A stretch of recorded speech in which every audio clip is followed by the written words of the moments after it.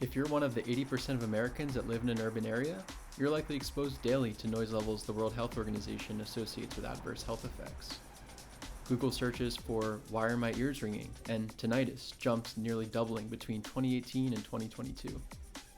According to Stanford, 10 million Americans suffer from noise-induced hearing loss. And companies have caught on. Every other day, there's a new product promising to end our noise pollution issue once and for all. I started getting interested in hearing health because I go to a ton of concerts.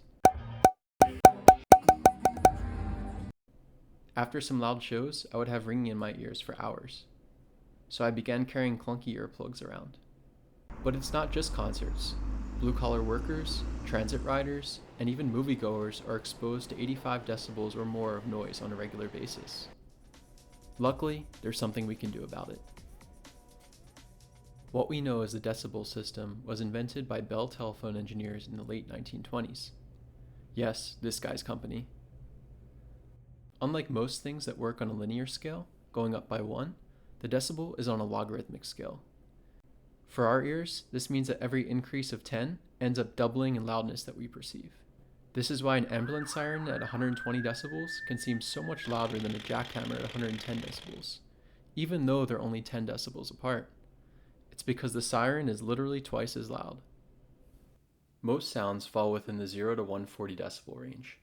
Estimates vary, but generally your home is around 40 decibels ambiently. A normal conversation, around 65. A busy restaurant or heavy traffic is around 85 decibels. This is also the cutoff that WHO and OSHA deem as detrimental for prolonged exposure. Research cited in a New York Times article found that loud sounds are not only bad for hearing, but they can actually trigger a stress response. Sometimes this can be during our sleep. This got me thinking about how loud our built environment really is, and what can we do about it? A lot of people, including myself, carry on an Apple Watch. Apple has a feature called Noise on the watch, which allows you to measure ambient sound levels in your environment. I tested the feature and brought it out and about with me.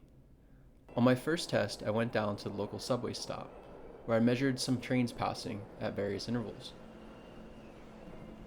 As the train approached, the decibel value started to creep up. Once the sound hit the watch, it was topped out at nearly 110 decibels for 10 seconds. This was deafening and can cause temporary hearing loss with the danger for more permanent loss if it's prolonged. Next, I took my watch to a live show with light drums and bass. Levels hovered around the mid-90s, which has a recommended daily limit of just 10 minutes. Next, I decided to uplevel my sound measurement by downloading an app published by the CDC and the National Institute for Occupational Safety and Health. This app is available in the Apple App Store, and so I quickly downloaded it, ran through the setup options, and then started measuring. I decided to go and record a 1-hour sample using my device's internal microphone. I set the device outside, which faces a busy street. After looking at the results, I saw that there's an average value of about 89 to 90 decibels, a max level of 110 decibels, and a few other values that aren't as relevant right now. The results were shocking. It simply meant by existing for 8 hours outside, someone could really harm their hearing. So I turned to the internet for guidance, and they led me to the Loop. These are the Loop earplugs. I have a little secret. I was wearing them in all the previous scenes I recorded. I first saw someone wearing these at a show in Brooklyn, and I thought they were a fashion accessory. That's how sleek they are. On their own, they have a noise reduction rating, or NRR, of 12, and then with a little silicone accessory, it gets up to 15. They're very comfortable to wear with no negative ear pressure or popping when removing. It's hard to blame people when they don't want to wear earplugs when it's like you're corking a bottle of wine to get them out. They're the perfect balance between efficiency and usability. Based on the data I studied, I'd still get 90 dBs exposure to the passing train, which is above WHO's recommended limit. I could still have my hearing damaged if I was a musician, attended shows regularly, or was a cook. But we know real life involves real risks.